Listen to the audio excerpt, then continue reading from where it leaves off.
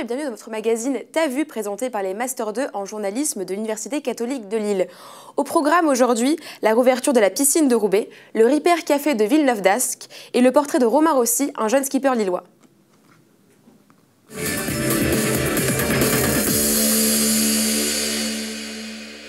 C'était l'événement à ne pas manquer la semaine dernière. La piscine de Roubaix a réouvert ses portes au grand public. Un reportage de Charlotte Huguer et Victoire de Melnard. Samedi 20 octobre, la piscine de Roubaix rouvrait ses portes après 2 ans de travaux. Il aura fallu 18 mois de travaux, 6 mois d'installation pour créer et rénover plus de 2300 mètres carrés d'espace d'exposition. Pour l'occasion, le musée organisait un week-end de réouverture gratuit et festif. L'idée, c'était de marquer le coup, marquer l'événement avec un week-end gratuit, avec plusieurs animations. On a eu le collectif BIM, donc des artistes qui sont venus faire des interventions dans le musée.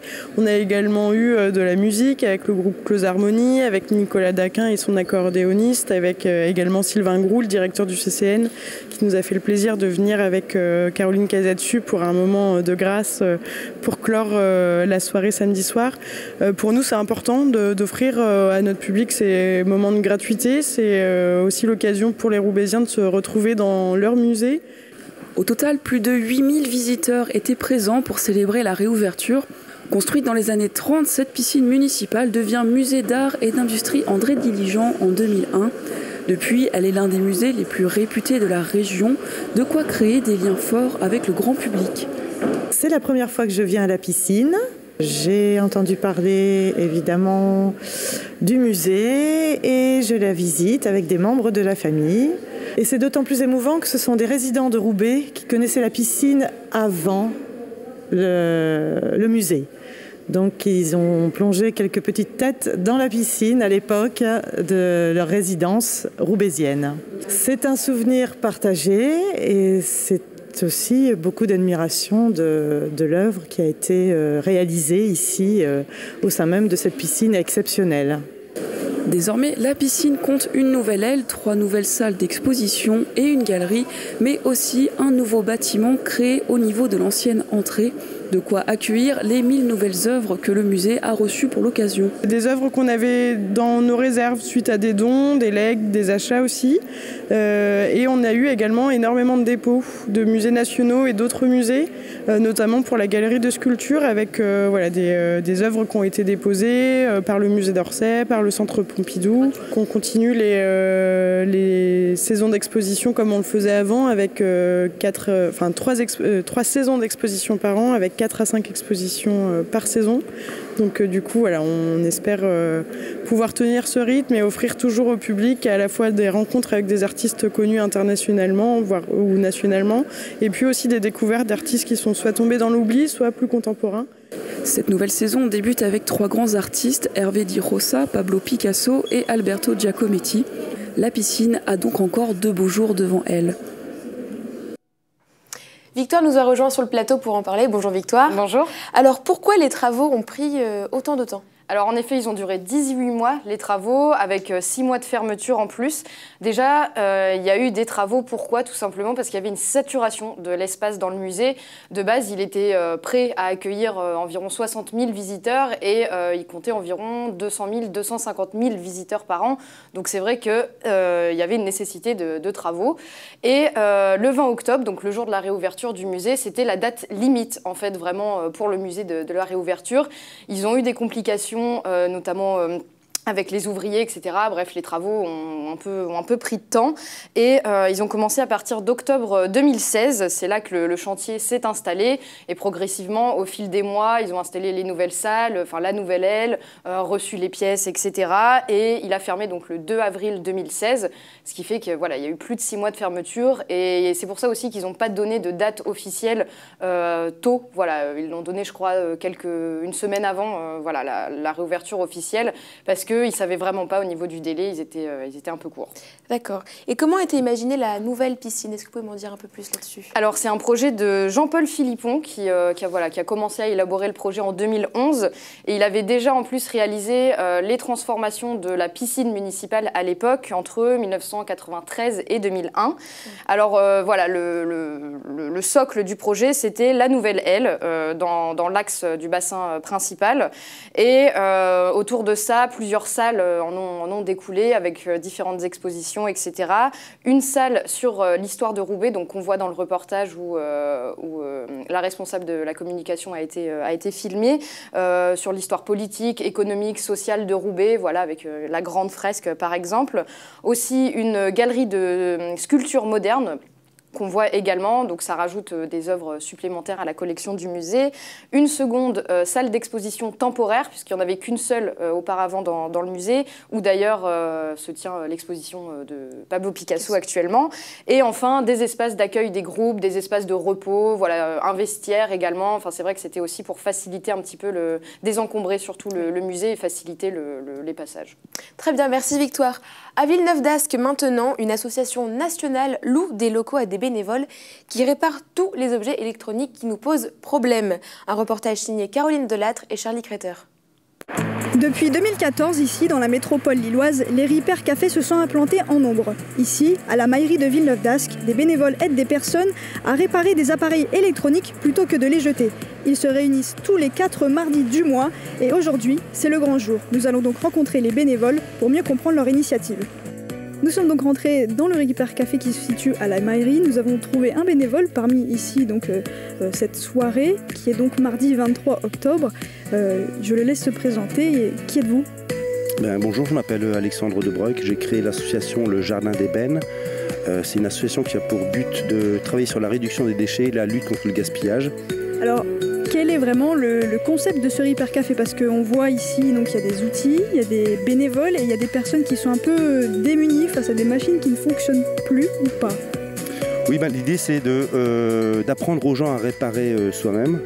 Et après aussi, c'est suite à un problème, c'est que la plupart des objets qui tombent en panne au bout d'1 an et 1 jour, et je caricature à peine malheureusement, ces objets sont économiquement irréparables. C'est-à-dire qu'une heure de technicien coûte 60 € de l'heure, un mixeur à soupe à 15 €, c'est fini, c'est mort pour lui, quoi. Fatalement, c'est poubelle. Et c'est ce que la plupart des SAV des grandes enseignes renvoient leurs clients, non pas vers la réparation, mais vers l'achat. Au-delà de l'intérêt technique, les Repair Cafés ont un intérêt social et environnemental qui lutte contre la pollution.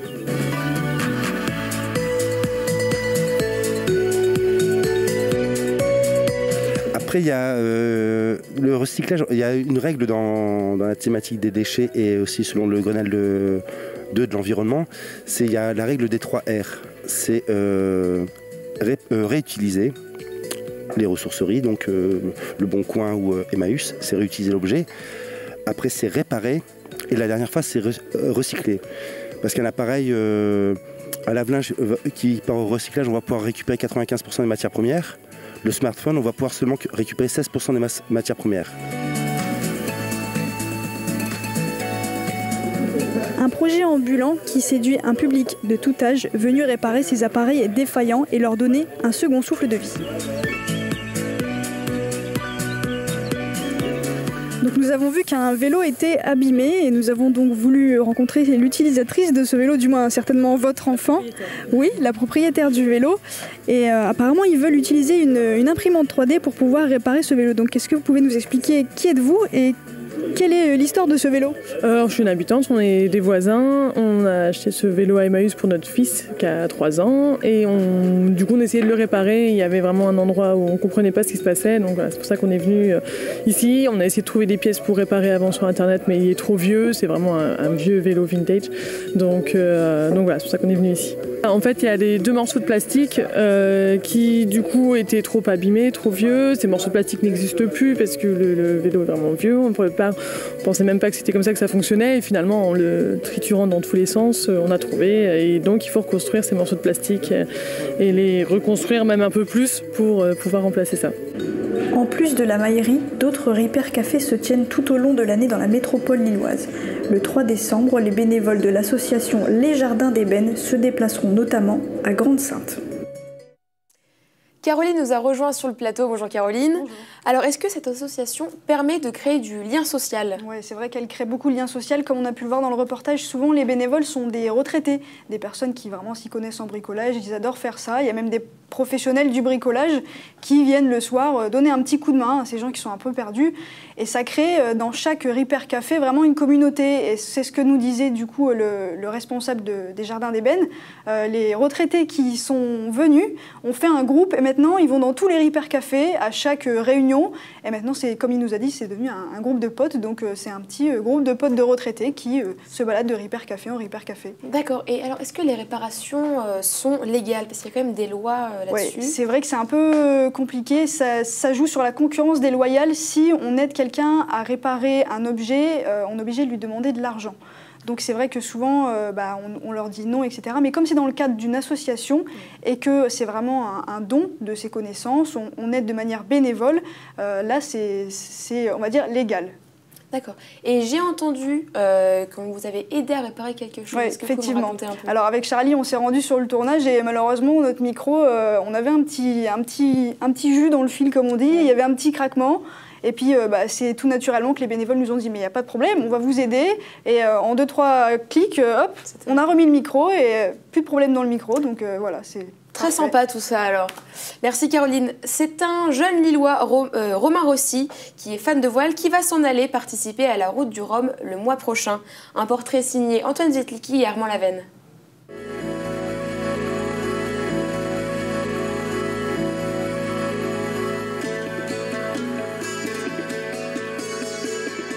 Donc Romain Rossi, vous allez participer à la 11e édition de la Route du Rhum qui se lancera de Saint-Malo le 4 novembre prochain. Donc quel état d'esprit êtes-vous à quelques jours du départ? Donc je suis aujourd'hui un peu stressé. Clairement, on se rapproche du 4 novembre, on est à 12 jours du départ, je décompte. Et la pression est un peu à son comble actuellement, même si on travaille dessus mentalement pour justement partir avec du plaisir, détendu. Et puis de toute façon, on va faire avec ce qu'on a à bord pour le moment. Et on travaille, c'est-à-dire que vous travaillez avec une équipe derrière vous là, actuellement? J'ai énormément de monde qui travaille avec moi. Effectivement, c'est quand même une traversée en solitaire, donc je serai seul sur le bateau, mais toute la préparation se fait en équipe. Et je me repose énormément sur tout ce qu'ils peuvent m'apporter. Donc j'ai un coach mental, un coach physique, j'ai un docteur en sciences du sport, spécialisé dans le sommeil dans les conditions extrêmes, un naturopathe, une équipe communication, une équipe un team manager et une équipe technique. Donc ça fait une douzaine de personnes qui gravitent autour du projet. Et pour vous qui n'êtes pas professionnel, donc j'imagine que ça va être la consécration d'un long chemin.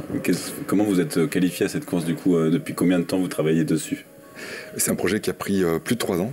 Je me suis décidé, en regardant la dernière Route du Rhum justement, en voyant que derrière les favoris que j'avais l'habitude de suivre, il y avait d'autres hommes, d'autres femmes, des jeunes, des vieux, des médecins, des vétérinaires, des agents du service public, des gens qui se lancent un grand défi personnel et qui arrivent finalement à se retrouver sur la même ligne de départ que ces grands marins.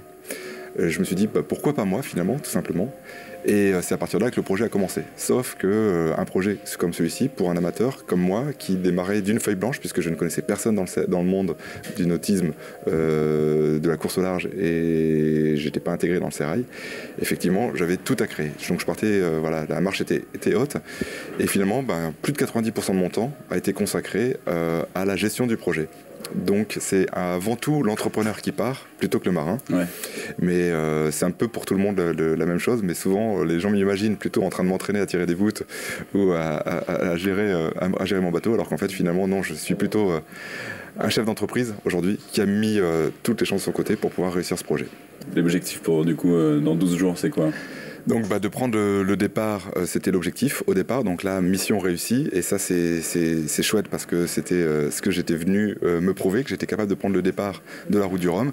Maintenant ça va être, on va tout lâcher pour prendre que du plaisir sur l'eau, avec l'objectif de se prendre au jeu de la course, mais tout en restant prudent, puisque voilà, je suis un bisu, c'est ma première transatlantique, c'est ma première course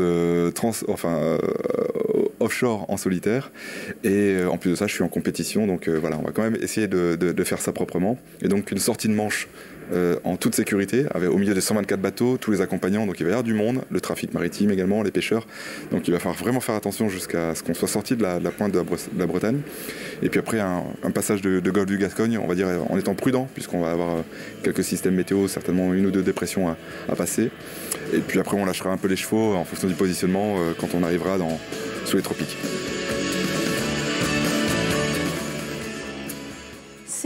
Avant de nous rejoindre sur le plateau, pardon, c'est donc un projet qu'il a en tête depuis longtemps. Quel sacrifice a-t-il dû faire pour accéder à son rêve? Eh ben, ça fait 4 ans en fait, c'est quand il a regardé La Route du Rhum il y a 4 ans, comme il le dit dans le reportage. Et depuis ce moment-là, avec son audace, c'est un projet qu'il a pris aux tripes. Il est parti, en fait, c'est vraiment un défi, c'est vraiment une aventure qui va toucher au but. Mais c'est surtout, il a dû faire quelques sacrifices, effectivement. Déjà, un sacrifice familial, parce qu'il a dû aller s'entraîner beaucoup à Lorient, où son bateau est basé. Donc sa femme n'était pas forcément pour, et il a 2 enfants également à charge. Donc c'est vrai que faire les allers-retours, il y a eu beaucoup d'absences, etc. Donc c'est d'abord un sacrifice familial et un sacrifice professionnel, parce que après avoir pris ces 2 mois de congé, tous ces mois de congé, je dirais, ces derniers temps, il a finalement quitté son job d'ingénieur. Donc c'est un sacrifice familial et professionnel. D'accord, donc ça fait 4 ans qu'il nourrit cette passion, c'est ça? Exactement. 4 ans qu'il rêve d'y aller. Et là, on n'est plus qu'à une poignée de jours, donc pour lui, c'est énorme, quoi. Oui, j'imagine qu'il doit être très heureux. Et donc, après La Route du Rhum, quel est le programme pour Romain Rossi? Alors, après La Route du Rhum, déjà, il ne va pas vraiment pour gagner, il y va pour faire bonne figure. Et puis voilà, déjà, pour lui, c'est déjà une consécration d'y participer. Donc après, il n'y a pas forcément d'avenir dans la voile, il va continuer à faire sa passion. Mais ce qui est sûr, c'est qu'à l'avenir, déjà, il va se reposer pendant 1 ou 2 ans, c'était le deal avec sa femme. Et puis à l'avenir, il ne reprendra pas son job. Il veut plutôt créer une entreprise avec on va dire, l'expérience qu'il a acquis durant ce défi. Donc, il ne retournera pas dans la vie du salariat. D'accord, très bien. Merci Armand. Nous allons passer à l'agenda culturel. Alors Charlie, qu'est-ce que l'on va faire à Lille ce week-end? Eh bien, aujourd'hui, c'est le dernier jour du Festival européen du film de science-fiction consacré à Philippe Cadic. Comme son nom l'indique, cette 5e édition sera consacrée au genre cinématographique qui est la science-fiction, mais également à l'auteur évoqué. De 19h à 23h, plusieurs courts-métrages seront diffusés, issus du monde entier, France, Japon, États-Unis, Autriche, entre autres. Et ils seront diffusés à l'hybride, et c'est un événement qui sera consacré à tout public, si ce n'est déconseillé aux moins de 14 ans. D'accord, merci. Un autre événement peut-être? Alors, au Salon Idées Créatives... Le Salon Idées Créatives fermera ses portes le dimanche 28 octobre à Saint-André-les-Lilles. Au programme stand, activités et ateliers organisés pour les passionnés de création, avec 80 exposants du Nord, notamment Baïdienne pour la confection de sacs, Au fil de mes rêves pour la couture, et également Pickwick pour les jouets, je cite d'autres marques, Toys R Us, King Jouets, etc. Et ce salon sera également divisé en 6 univers, avec un univers consacré aux enfants, aux ateliers de fil et aiguille ou encore de déco-brico, etc. Et d'autres animations seront également mises en place, comme l'initiation à l'origami, la fabrication d'attrape-rêves et de la confection de porte-bijoux. Et pendant les vacances, alors, est-ce qu'un événement est programmé ou prévu dans la métropole? Eh bien oui, c'est un événement devenu annuel depuis 2015 à Lille. Le festival Passion d'automne a ouvert ses portes. Il est organisé par l'association Libraire et, comme son nom l'indique, réunit les libraires indépendants de toute la région. Le but est de mettre en avant les livres qui sont passés à la trappe, notamment pendant les rentrées littéraires. Mais comme je l'ai dit, cet événement a ouvert ses portes le 24 octobre. Mais pour une cérémonie d'ouverture, mais sera seulement consacrée, sera seulement axée. Le public n'aura seulement accès du 1er novembre au 30 novembre.